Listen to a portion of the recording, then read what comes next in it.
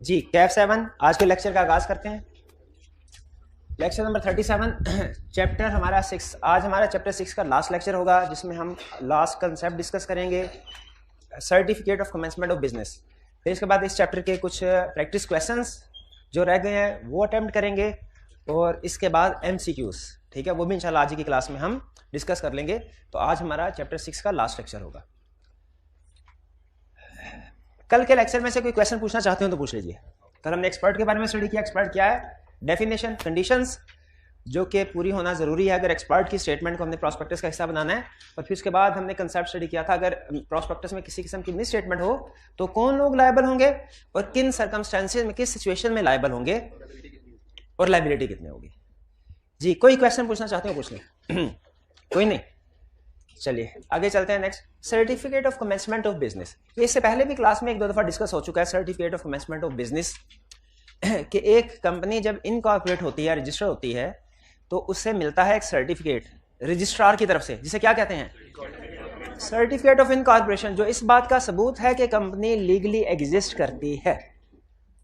ठीक है, ये ऐसे ही है जैसे बर्थ सर्टिफिकेट हो कंपनी का जैसे बर्थ सर्टिफिकेट। जिस तरह हम नेचुरल पर्सन का एक बर्थ सर्टिफिकेट होता है, लेकिन उस तरह कंपनी का भी होता है। और जिस तरह हम नेचुरल पर्सन का आईडी कार्ड होता है, कंपनी का भी समझ लीजिए एक तरह से आईडी कार्ड। यानी फर्क क्या होता है, जब बर्थ सर्टिफिकेट है तो आईडी कार्ड की क्या, आईडी कार्ड इस बात का सबूत है कि अब आप लीगली किसी भी तरह का कॉन्ट्रैक्ट कर सकते हैं। वरना उससे पहले 18 साल की उम्र में आईडी कार्ड बनता है। 18 साल से पहले आपका स्टेटस होता है माइनर का।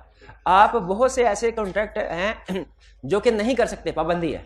उसी तरह कंपनी के ऊपर भी पाबंदी होती है कि जब वो इनकॉर्पोरेट हो चुकी है, सर्टिफिकेट ऑफ इनकॉर्पोरेशन बन चुका है, तो वो कुछ एग्रीमेंट्स, कुछ कॉन्ट्रैक्ट तो कर सकती है, लेकिन कुछ तरह के कॉन्ट्रैक्ट्स नहीं कर सकती। ठीक है, जब तक के certificate of commencement of business ना हासिल कर ले। Certificate of commencement of business हासिल करने के बाद समझ लीजिए उसके पास आईडी कार्ड आ गया, अब वो जिस तरह का एग्रीमेंट करना चाहे कर सकती है। तो कंपनीज के लिए सर्टिफिकेट ऑफ इनकॉर्पोरेशन के साथ साथ certificate of commencement of business भी हासिल करना जरूरी है। ये कंसेप्ट समझ आया? अच्छा, हर कंपनी के लिए certificate of commencement of business हासिल करना जरूरी नहीं है। किन तरह की कंपनी के लिए जरूरी है? हर पब्लिक कंपनी के लिए। इसका मतलब है पब्लिक कंपनीज के लिए certificate of commencement of business हासिल करना जरूरी है। प्राइवेट कंपनी के लिए सर्टिफिकेट ऑफ कमेंसमेंट बिजनेस हासिल करना जरूरी नहीं। वो सर्टिफिकेट ऑफ इनकॉर्पोरेशन के बाद ही हर तरह का काम कर सकते हैं, जो भी एग्रीमेंट करना चाहे।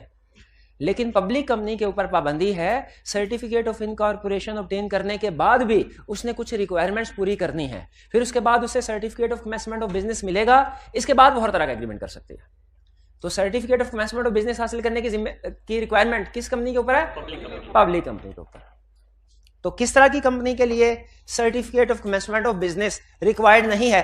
एग्जाम में क्वेश्चन ये दो तरह से पूछ सकता है। या तो हमसे ये पूछ सकता है बताओ किस तरह की कंपनीज के लिए certificate of commencement of business हासिल करना जरूरी है, और दूसरा किस तरह पूछ सकता है, बताओ किस तरह की कंपनीज के लिए certificate of commencement of business हासिल करना लाजमी नहीं है। तो याद रखिए, पब्लिक कंपनी के लिए जरूरी है, प्राइवेट कंपनी के लिए जरूरी नहीं है। क्लियर? अच्छा, एक और type of company which is converted from private to public company. ठीक है, इसके लिए भी certificate of commencement of business हासिल करना लाजमी नहीं है। ठीक है, हर पब्लिक कंपनी के लिए, प्राइवेट कंपनी के लिए जरूरी नहीं है। और ऐसी कंपनी जो कि प्राइवेट कंपनी से पब्लिक कंपनी में कन्वर्ट हुई है after 1 year of incorporation, after 1 year of incorporation. इसमें थोड़ा मुझे टाइपिंग एरर लग रहा है, स्टॉप कीजिएगा जी। तो किस तरह की कंपनीज के लिए certificate of commencement of business obtain करना रिक्वायर्ड है? Every public company having share capital, every public company having share capital. तो अगर एग्जाम में पूछ ले किस तरह की कंपनीज के लिए रिक्वायर्ड नहीं है, हम कहेंगे किसी प्राइवेट कंपनी के लिए रिक्वायर्ड नहीं है। और ऐसी public company not having share capital, उसके लिए भी certificate of commencement of business required नहीं है। यानी आप ये लाइन याद कर लें तो आपको ऑटोमेटिकली याद हो जाएगा कि किस तरह की कंपनीज के लिए रिक्वायर्ड नहीं। अगर आप ये याद कर लें किस तरह की कंपनीज के लिए certificate of commencement of business required है, ऑटोमेटिकली याद हो जाएगा किस तरह की कंपनीज के लिए रिक्वायर्ड नहीं। किस तरह की कंपनीज के लिए रिक्वायर्ड है certificate of commencement of business? Every public company having share capital. इसका मतलब ऐसी पब्लिक कंपनी जिसका शेयर कैपिटल नहीं है, रिक्वायर्ड नहीं। और ऐसी प्राइवेट कंपनी जिसका शेयर कैपिटल है उसके लिए भी रिक्वायर्ड नहीं है। ठीक है, हर पब्लिक कंपनी, और पब्लिक कंपनी में भी कौन सी कंपनी, having share capital. Clear? Private company के लिए रिक्वायर्ड नहीं है, ऐसी कंपनी जिसका शेयर कैपिटल नहीं है, नॉट हैविंग शेयर कैपिटल, उसके लिए भी रिक्वायर्ड नहीं। अच्छा, एक सिर्फ सिचुएशन रह गई, अगर कंपनी पब्लिक से प्राइवेट या प्राइवेट से पब्लिक में कन्वर्ट होती है फिर क्या होगा? फिर क्या होगा? अगर कोई प्राइवेट कंपनी कन्वर्ट होती है पब्लिक कंपनी में with in 1 year of incorporation के 1 साल के अंदर अंदर, लॉ कहता है इतनी जल्दी कन्वर्ट कर लिया प्राइवेट ने अपने आप को पब्लिक में, मैं इसे पब्लिक ही समझूंगा, इसने certificate of commencement of business हासिल करना है। अगर प्राइवेट कंपनी इनकॉर्पोरेशन के बाद 1 साल के अंदर अंदर पब्लिक में कन्वर्ट हो जाए विद इन 1 ईयर, इसने certificate of commencement of business obtain करना है। और अगर after 1 year of incorporation public में कन्वर्ट हो, फिर certificate of commencement of business हासिल करने की जरूरत नहीं है। 1 ईयर की बात, कन्वर्जन वाली बात खासतौर पे याद रखनी है। Certificate of commencement of business किस तरह की कंपनीज के लिए रिक्वायर्ड है, किस तरह की कंपनीज के लिए रिक्वायर्ड नहीं, इसमें खासतौर पे क्या बात याद रखनी है आपने? कन्वर्जन वाली। तो ये क्लियर है? तो बताइए, पब्लिक कंपनी ने सर्टिफिकेट ऑफ कमेंसमेंट बिजनेस हासिल करना है कि नहीं करना? हैविंग शेयर कैपिटल है तो रिक्वायर्ड है, not having share capital required नहीं। प्राइवेट कंपनी ने ऑब्टेन करना है? नहीं। एक सिचुएशन में करना होगा प्राइवेट ने, वो क्या है? अगर कन्वर्ट करे अपने आप को पब्लिक कंपनी में with in 1 year of incorporation. Clear है जी? अच्छा, पाबंदियां क्या है? यानी certificate of commencement of business अगर हासिल नहीं करते तो क्या हो जाएगा? क़यामत आ जाएगी कोई? क्या होगा? सुन ले, वो कहता है कंपनी, अब देखिए असल में कमेंसमेंट ऑफ बिजनेस में ही कंसेप्ट छुपा हुआ है कि कंपनी ना तो अपने ऑपरेशंस स्टार्ट कर सकती है, ना ही बोरोइंग का मतलब क्या है? लोन ले सकती है, जब तक के certificate of commencement of business हासिल ना कर ले। यानी पब्लिक कंपनी के लिए certificate of commencement of business हासिल करना रिक्वायर्ड है ना। अगर नहीं ऑब्टेन करती तो क्या होगा? जब तक सर्टिफिकेट ऑब्टेन नहीं करती है, ना तो वो अपना बिजनेस कमेंस कर सकती है, ना ही बोरिंग पावर एक्सरसाइज कर सकती है। ये बोरिंग पावर एक्सरसाइज करने का मतलब क्या होता है? कि लोन नहीं ले सकती। बिजनेस कमेंस करने का या ऑपरेशन स्टार्ट करने का, बिजनेस कमेंस करने का मतलब क्या होता है? कि सेल परचेज करने के एग्रीमेंट नहीं कर सकती। शेयर इशू कर सकती है, सेल परचेज के एग्रीमेंट्स नहीं कर सकते। लिस्टिंग करवा सकती है, लिस्टिंग प्रॉस्पेक्टस भी इशू कर सकती है, लिस्टिंग प्रॉस्पेक्टस भी इशू कर सकती है, लोगों से शेयर्स के पैसे भी वसूल कर सकती है, लेकिन उन पैसों को इस्तेमाल नहीं कर सकती सेल परचेज में। सेल परचेज, ठीक है? ये समझ आ गया? 2 पाबंदियां हैं। सर्टिफिकेट, जब तक public company certificate of commencement of business हासिल नहीं करती, उसके ऊपर 2 पाबंदियां हैं। कौन कौन सी? बिजनेस कमेंस नहीं कर सकती, बोरिंग पावर एक्सरसाइज नहीं। दोनों का मतलब पता होना जरूरी है। बोरिंग पावर एक्सरसाइज नहीं कर सकती का मतलब क्या है? लोन नहीं ले सकती। और बिजनेस कमेंस नहीं कर सकती इसका मतलब क्या है? सेल परचेज के एग्रीमेंट्स वगैरह नहीं कर सकते। ठीक है? लेकिन इसका यह मतलब नहीं है शेयर भी नहीं इशू कर सकती, वो कर सकती है, प्रॉस्पेक्टस इशू कर सकती है, सेल परचेज के एग्रीमेंट नहीं कर। क्लियर? आगे चलते हैं। अगला क्वेश्चन हमारे जहन में यह आया कि certificate of commencement of business मिलेगा कैसे? Certificate of commencement of business मिलेगा कैसे? वो कहता है कि जी 2 बंदे, चीफ एग्जीक्यूटिव और एंड कंपनी सेक्रेटरी, दोनों डिक्लेरेशन फाइल करेंगे। हाँ, चीफ एग्जीक्यूटिव की जगह कोई डायरेक्टर भी हो सकता है, लेकिन नॉर्मली चीफ एग्जीक्यूटिव और कंपनी सेक्रेटरी डिक्लेरेशन फाइल करेंगे रजिस्ट्रार को। इसका मतलब है certificate of commencement of business किसने देना है? सर्टिफिकेट ऑफ इनकॉर्पोरेशन भी किसने दिया था? रजिस्ट्रार ने। डिक्लेरेशन फाइल करेंगे, एक बयान हल्फी जमा कराएंगे, रजिस्ट्रार के पास जाएंगे, कसम खा के कहेंगे रजिस्ट्रार भाई हमारी बातें सुनो। पहली बात, पहली रिक्वायरमेंट क्या? शेयर्स अलॉटेड, हमने शेयर्स इशू कर दिए हैं, शेयर इशू कर दिए हैं। क्या कंडीशंस पूरी होना जरूरी है certificate of commencement of business हासिल करने के लिए? पहली कंडीशन, कंपनी कह रही है हमने शेयर्स अलॉट कर दिए हैं to minimum subscription, minimum subscription की हद तक शेयर्स अलॉट कर दिए या उससे ज्यादा कर दिया, मिनिमम सब्सक्रिप्शन या उससे ज्यादा कर दिया। यानी कंपनी कह रही है हमें बिजनेस करने की इजाजत दे, क्यों? हमारे पास माल आ गया, पैसा आ गया हमारे पास, अब हम आसानी से काम कर सकते। रजिस्ट्रार कहता है अच्छा बताओ क्या इतने पैसे आ गए हैं कि बिजनेस अच्छे तरीके से स्टार्ट हो जाए? इतने पैसे के बिजनेस अच्छे तरीके से स्टार्ट हो जाए, इन्हें कहते हैं मिनिमम सब्सक्रिप्शन। ठीक है, प्रैक्टिकली या कंसेप्चुअली मिनिमम सब्सक्रिप्शन का मतलब कुछ हो रहा है, लीगल डेफिनेशन कुछ हो रहा है। प्रैक्टिकली क्या कहते हैं, मिनिमम सब्सक्रिप्शन का मतलब क्या है, इतने पैसे जो कि एक बिजनेस को स्टार्ट करने के लिए जरूरी हो, मिनिमम सब्सक्रिप्शन। तो डायरेक्टर, तो चीफ एग्जीक्यूटिव और कंपनी सेक्रेटरी क्या कह रहा है जाके रजिस्ट्रार को कि हमारे पास मिनिमम सब्सक्रिप्शन जितने शेयर्स अलॉट कर दिए हैं, इसका मतलब है मिनिमम सब्सक्रिप्शन के जितने पैसे इनके पास आ गए हैं। कंसेप्चुअली मिनिमम सब्सक्रिप्शन का मतलब कम से कम उतने पैसे जो कि बिजनेस, अच्छा बिजनेस स्टार्ट करने के लिए जरूरी हो। लीगल डेफिनेशन क्या है मिनिमम सब्सक्रिप्शन की, मिनिमम सब्सक्रिप्शन वो अमाउंट है कि इतनी शेयर्स एप्लीकेशन आना जरूरी है ताकि शेयर्स को अलॉट किया जा सके। अगर शेयर एप्लीकेशन इस अमाउंट तक की ना आए तो फिर शेयर्स को अलॉट नहीं किया जाता, अगर इस अमाउंट या इससे ज्यादा की आए तो फिर शेयर्स को अलॉट किया जाता है। अच्छा बताइए, ये मिनिमम सब्सक्रिप्शन है, मिनिमम सब्सक्रिप्शन से कम की अगर एप्लीकेशंस आए, क्या शेयर्स को अलॉट किया जा सकता है? क्या सर्टिफिकेट मिलेगा? नहीं। और अगर मिनिमम सब्सक्रिप्शन के बराबर आ जाए फिर शेयर अलॉट कर सकते हैं, फिर सर्टिफिकेट ऑफ बिजनेस मिल जाएगा, मिल जाएगा। अब अजीब बात सुने, अगर मिनिमम सब्सक्रिप्शन से ज्यादा के एप्लीकेशन आ जाएं, क्या शेयर्स अलॉट हो सकते हैं? बैलेटिंग करनी है, बैलेटिंग करने के बाद शेयर्स अलॉट हो सकते हैं। क्या certificate of commencement of business मिल सकता है? नहीं, जब तक के जो एक्सेस अमाउंट है वो पैसा वापस ना कर दें, लोगों की मान्यताएं उन तक जब तक ना पहुंचा दें। एक और फिर नहीं समझ आई बात, नो प्रॉब्लम। अच्छा, बाकी का लॉ समझ आ गया सारा? अच्छा, ऐसी बात है।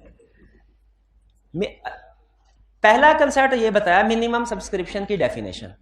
लॉ कहता है मिनिमम सब्सक्रिप्शन वो अमाउंट है कि इस अमाउंट तक के एप्लीकेशन आना जरूरी है ताकि आप शेयर्स को इश्यू कर सके, शेयर्स को अलॉट कर सके।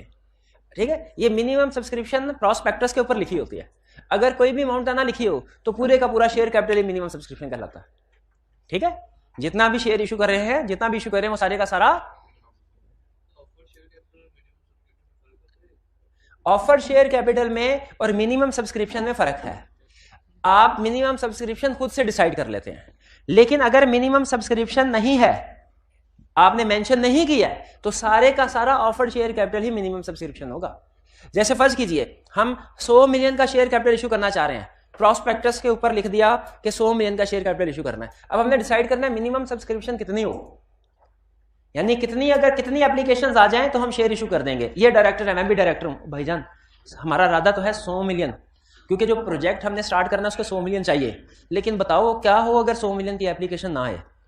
अब आप बोलें अब मेरे 2-4 वाकफ हैं, उनसे पैसे ले लूंगा, कमेटी नहीं डालेंगे। इन्होंने कहा, डायरेक्टर ने कहा सर 4 मिलियन तक ना मेरे पास अरेंजमेंट है, 10 मिलियन फॉर एग्जांपल 10 मिलियन का शेयर इशू कर रहे हैं, 10 मिलियन के। इन्होंने कहा 4 मिलियन मेरे पास है, चाहिए 10 मिलियन, सारे का सारा ही शेयर अलॉटमेंट से आ जाए तो अच्छी बात है।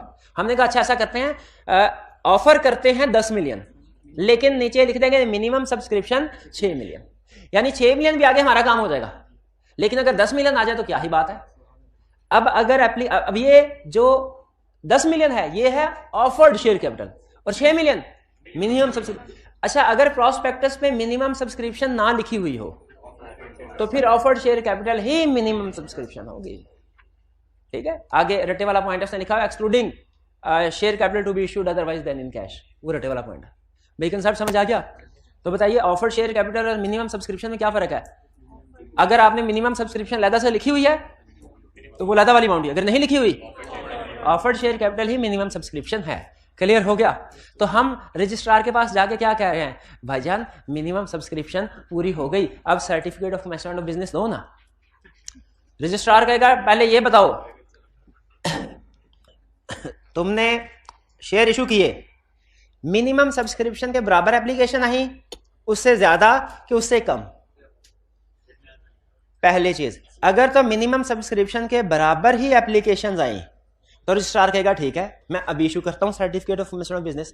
लेकिन सुन लें, अगर सुनेगा अगर मिनिमम सब्सक्रिप्शन से ज्यादा की एप्लीकेशन आई तो रजिस्ट्रार कहेगा पहले ऊपर वालों को पैसे वापस करो फिर मेरे पास आके अगली बात करना, वो पैसे वापस करना जरूरी है। तीसरी सिचुएशन, अगर मिनिमम सब्सक्रिप्शन से कम की एप्लीकेशन आई, रजिस्ट्रार कहेगा कि अब ये पैसे भी वापस कर दो और अब मेरे पास तुम एक डॉक्यूमेंट लेके आओ। अब तुम जनरल पब्लिक को शेयर इशू नहीं कर सकते, अब प्राइवेट प्लेसमेंट के जरिए शेयर इशू करने पड़ेंगे। और अब मेरे पास एक डॉक्यूमेंट लेके आओ जिसका नाम क्या है, statement in lieu of prospectus. ठीक है, ये कहानी सारी समझ आ गई। कहानी समझ आ गई तो अगली रिक्वायरमेंट आसानी से समझ आ जाएगी। वो कह रहा है कि चीफ एग्जीक्यूटिव और कंपनी सेक्रेटरी रजिस्ट्रार के पास जाएं सर्टिफिकेट हासिल करने के लिए और उसे कहें सर पहली शर्त हमने पूरी कर दी, क्या, shares have been allotted to minimum subscription. ये पूरी बात आ गई, रजिस्ट्रार को तसल्ली हो जाएगी, हाँ इस काबिल हो गया बिजनेस स्टार्ट कर सके। दूसरी कंडीशन वो कहेंगे अगर पब्लिक सब्सक्रिप्शन की है ना, पब्लिक सब्सक्रिप्शन पता है ना शेयर कैपिटल के टॉपिक में, जनरल पब्लिक को शेयर इशू करने को कहते हैं। अगर पब्लिक सब्सक्रिप्शन की गई है, no money payable to applicants. No money payable to applicants का मतलब क्या है कि ओवर सब्सक्रिप्शन की वजह से पैसे जो वापस कर दिए, या फर्ज कीजिए स्टॉक एक्सचेंज ने अगर लिस्टिंग स्टेटस से रिफ्यूज कर दिया हो तो उस सूरत में भी लोगों को पैसे वापस करने होते हैं, वो कर दिए। ये no money payable to applicants, ये बात समझ आ गई। अगर ओवर सब्सक्रिप्शन हो गई थी तो हमने तो मिनिमम सब्सक्रिप्शन जितने शेयर इशू करने हैं उससे ज्यादा की एप्लीकेशन आ जाए तो ज्यादा के शेयर इशू कर देते हैं। क्या करते हैं, बैलेटिंग करके जो अनसक्सेसफुल कैंडिडेट्स होते हैं उनको पैसे वापस कर, कहता है ये मुझे लिख के दो तुमने पैसे वापस कर दिया, ये लिख के दो। दूसरी कंडीशन भी क्लियर हो गई। पहली थी मिनिमम सब्सक्रिप्शन पूरी हो गई, दूसरी थी ऊपर वाले जो एप्लीकेशन थी उनको पैसे दे दिए क्योंकि शेयर्स नहीं उनको दिए। तीसरी कंडीशन, अगर पब्लिक सब्सक्रिप्शन नहीं हुई तो फिर statement in lieu of prospectus file कर दी हुई रजिस्ट्रार के पास।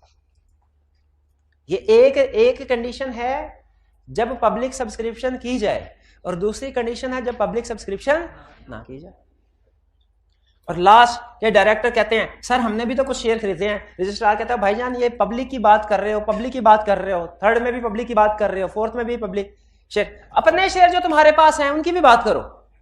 और तुमने भी तो शेयर, डायरेक्टर भी शेयर लेते हैं कि नहीं लेते? कहां पढ़ा था हमने?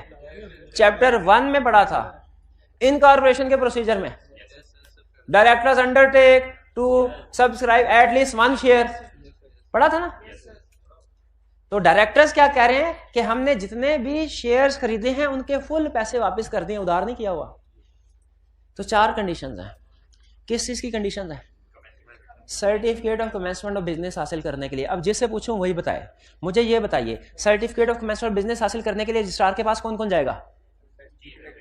जिसे पूछा वही, चीफ एग्जीक्यूटिव या डायरेक्टर, और कम 2 बंदे जाएंगे कम से कम, चीफ एग्जीक्यूटिव या डायरेक्टर और कंपनी सेक्रेटरी, ये 2 बंदे जाएंगे। और रजिस्ट्रार के पास जाके क्या कहेंगे? 4 शर्तें पूरी कर दी हमने। पहली शर्त क्या? Shares allotted to minimum subscription, minimum subscription पूरी हो गई है। और दूसरी कंडीशन क्या? No money is payable to applicants. तीसरी कंडीशन क्या? If no public subscription is made then statement in the prospectus has been filed. और चौथी कंडीशन क्या? Directors have paid in full amount due in respect of shares taken by them. 4 conditions हैं। अच्छा, इनमें एक condition थी कि minimum subscription जो है उतने शेयर्स अलॉट हो चुके हों फिर सर्टिफिकेट मिलेगा, ऐसा ही है। मिनिमम सब्सक्रिप्शन क्या होती है? ऐसी लीगल डेफिनेशन बतानी है। वो अमाउंट के जो अगर एप्लीकेंट्स अप्लाई करें तो हम शेयर्स को अलॉट कर सकते हैं। और अगर कोई मिनिमम सब्सक्रिप्शन की अमाउंट मेंशन नहीं की गई, whole amount of offered share minimum subscription समझा जाएगा। पहली कंडीशन ये, शेयर्स मिनिमम सब्सक्रिप्शन तक इशू हो चुके हों। दूसरी कंडीशन क्या थी? Directors have paid in full. तीसरी कंडीशन क्या थी? No money payable to applicants. ये किस पैसे की बात कर रहा है जो वापस करने हैं? जो ओवर सब्सक्रिप्शन हो चुकी है वो पैसे, या अगर स्टॉक एक्सचेंज ने लाइसेंस नहीं दिया हुआ तो वो सारे पैसे फिर वापस करने पड़ते हैं। ओवर सब्सक्रिप्शन हो तो एक्सेस अमाउंट वापस करनी पड़ती है जनरल पब्लिक को, और अगर स्टॉक एक्सचेंज रिफ्यूज कर दे तो सारी अमाउंट जनरल पब्लिक। तो यही कह रहा है नो। अच्छा, मुझे ये बताएं, सोचिए जरा कि स्टॉक एक्सचेंज ने लिस्टिंग रिफ्यूज कर दी, कंपनी ने क्या करना है? सारे पैसे वापस। अच्छा बताइए, इसके बाद कंपनी बिल्कुल बंद हो जाएगी या कि अनलिस्टेड के तौर पे काम कर सकती है? अनलिस्टेड के तौर पे, लेकिन पब्लिक इशू नहीं कर सकती, अनलिस्टेड, पब्लिक अनलिस्टेड बन जाएगी। अच्छा, पब्लिक अनलिस्टेड ने जब शेयर्स के पैसे इकट्ठे करने हैं, कहां से इकट्ठे करेगी? प्राइवेट। तो जब कभी प्राइवेट प्लेसमेंट होती है तो क्या करना है? Prospectus. Next statement in 4 conditions हैं, 4 condition. Minimum subscription paid by directors in full, no money payable, statement of prospectus. जब सारी कंडीशन पूरी हो गई, डिक्लेरेशन बाय रजिस्ट्रार कहेगा ये लो साइन किया जाओ, ये है certificate of commencement of business. अब certificate of commencement of business हासिल करने के बाद कंपनी क्या कर सकती है? कोई भी एग्रीमेंट कर सकती है, लेकिन उससे पहले उसके पास पाबंदी है। क्या पाबंदी है?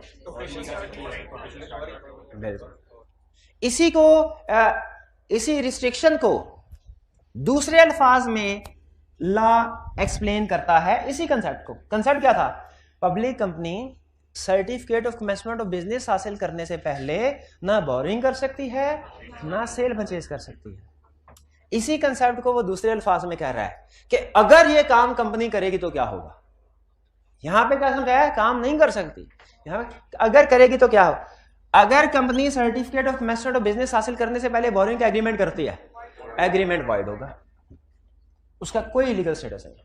और अगर कोई cell purchase, other agreement, other mean cell purchase की एग्रीमेंट करती है, तो उनका स्टेटस होगा प्रोविजनल। प्रोविजनल का मतलब क्या होता है? प्रोविजनल, आपने बिजनेस लॉ पढ़ा हुआ है, उसमें एक होता है वॉइड कॉन्ट्रैक्ट, एक वॉइडेबल भी होता है, ये वो बात नहीं है। एक कंटिंजेंट कॉन्ट्रैक्ट भी होता है। कंटिंजेंट कॉन्ट्रैक्ट पता है? अब सुनिए, अगर certificate of commencement of business हासिल करने से पहले एग्रीमेंट किए, अगर बोरोइंग का एग्रीमेंट है वो सीधा वॉइड, और अगर अदर एग्रीमेंट है सेल परचेज वाले, वो प्रोविजनल, वो कंटिंजेंट। कंटिंजेंट का मतलब क्या है? कि अगर certificate of commencement of business मिल गया तो ये वैलिड है, अगर certificate of commencement of business नहीं मिला ये भी वॉइड है। कुछ समझ आई? नहीं समझ आई? नहीं, ये कंडीशन मिक्स हो गई है। नहीं, ये टाइप्स ऑफ कंपनी किसने सर्टिफिकेट ऑब्टेन करना, ये मिक्स हो गया, मिक्स हो गया ना। हाँ, इसीलिए अब हम क्वेश्चन करेंगे और एमसीक्यूज में सही हमारी रिवीजन होगी। तो मैं तब तक आपके एमसीक्यूज और क्वेश्चन रेडी करता हूं। आपके पास 5 मिनट हैं, आप इसकी क्विक रिवीजन कर लें, इसके बाद फिर क्वेश्चन और एमसीक्यूज की डिस्कशन करते हैं। पॉज जी। नेक्स्ट अब क्वेश्चन की तरफ चलते हैं। 2 प्रैक्टिस क्वेश्चन है हमारे, फिर उसके बाद एमसीक्यूज। सेफॉर्म limited is in process of raising money through issuance of shares and intends to issue a prospectus. इसका मतलब है जनरल पब्लिक को शेयर इशू करना चाह रहे हैं। Advise the management as to who would be liable under the Securities Act 2015 to compensate the investor in case there is any deficiency in the prospectus. कौन liable है? Offerer और issuer हो सकता है, और डायरेक्टर, और any other person who signed. या any other person who signed किसकी तरफ इशारा है? एक्सपर्ट की तरफ। And under what circumstances this liability would arise? किन सर्कमस्टेंसेस में लायबिलिटी राइज होगी? अगर प्रॉस्पेक्टस में मिसस्टेटमेंट है, पर्सन ने रिलाई किया, सिक्योरिटीज को बाय किया एंड सफर्ड लॉस, तो लायबिलिटी राइज होगी। Clear? Under the provisions of company act हमने briefly explain the exceptions to the following general rule. आपको पता है एक्सेप्शन, अक्सर कंपनी लॉ में इस तरह का क्वेश्चन आता है कि वो कोई रूल बता देता है और कहता है मुझे इसकी एक्सेप्शंस बताओ।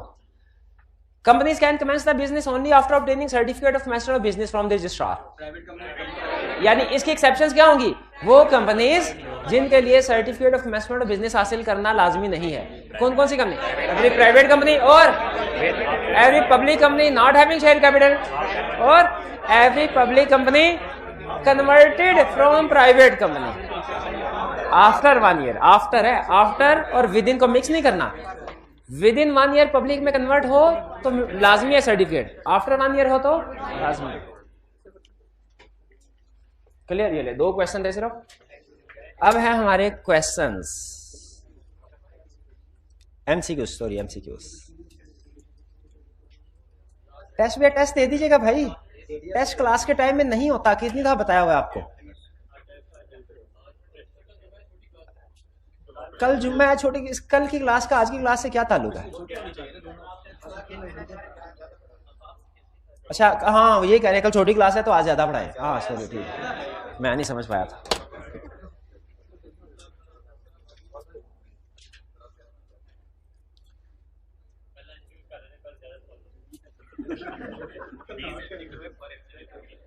चले 20 एमसीक्यूज हैं, अब जितनी जल्दी कर लेंगे उतनी जल्दी छुट्टी।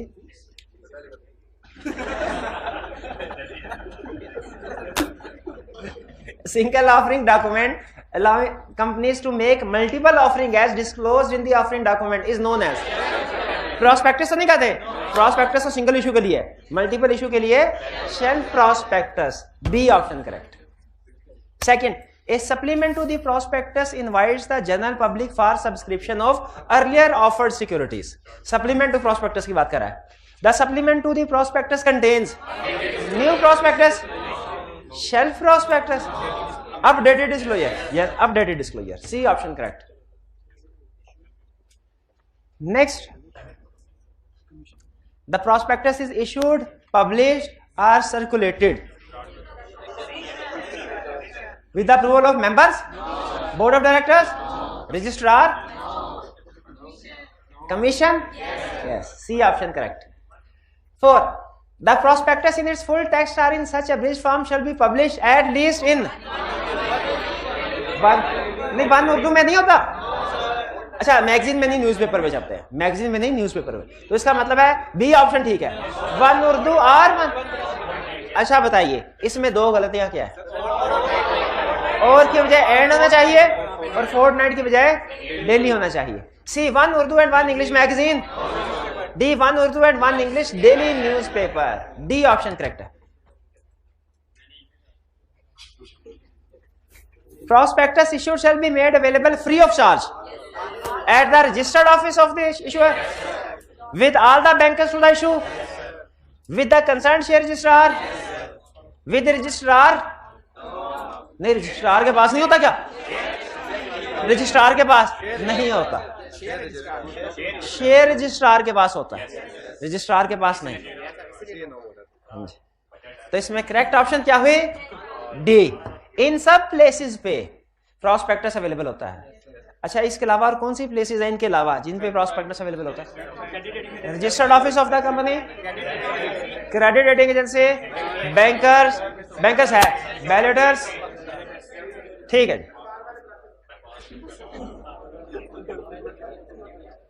The prospectus along with the subscription form from the date of its publication in the newspaper till the closing of the subscription shall be uploaded. जाहिर है कंपनी की अपनी वेबसाइट पे अपलोड किया जाएगा. कंपनी तो है ही नहीं. कंपनी के लिए इश्यूअर का वर्ड भी यूज होता है, ऑफरर का वर्ड भी यूज होता है. ये हमने वो पेनल्टी वाले लर्निंग ऑब्जेक्टिव में पढ़ा था.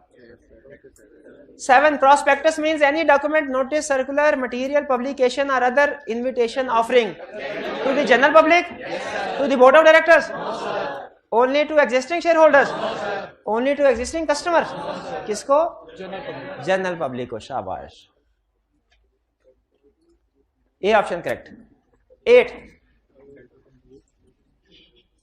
Although proof from commission is required for issue, publication or circulation of prospectus, there are instances where prior approval is not necessary. Such instances include securities offered by State Bank of Pakistan. इसमें prospectus approval की जरूरत नहीं होती. Where securities are offered in connection with a private offering, इसमें भी approval क्या prospectus ही नहीं बनता. Where the securities are shares and are offered as bonus shares, बिल्कुल, क्योंकि वो existing shareholder को इशू की. तो all of the above. Correct option क्या हुई हमारी? D, all of the above. 9. A prospectus approved by commission shall be valid for a period of from the date of approval. 6. B option correct. 10. A prospectus shall not contain a statement purporting to be made. Purporting का मतलब ये होता है कि जो intended to be made, expected to be made by an expert, unless the expert is a person who is not or has not been engaged or interested in the formation of the company. यही है. Who is or has been engaged in, नहीं, आपको पता है expert का independent होना जरूरी है. अगर एक्सपर्ट इंडिपेंडेंट नहीं है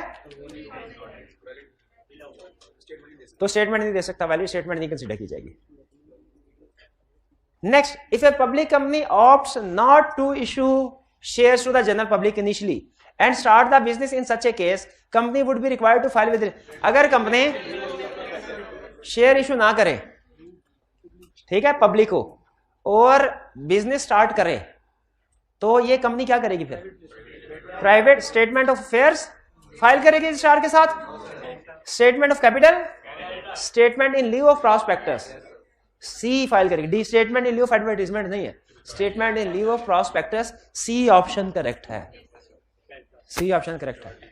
अच्छा मुझे ये बताइए वो 4 कंडीशंस कौन सी, कंसेप्ट याद आ गया अभी, स्टूडेंट ने क्वेश्चन पूछा था बताना भूल गया।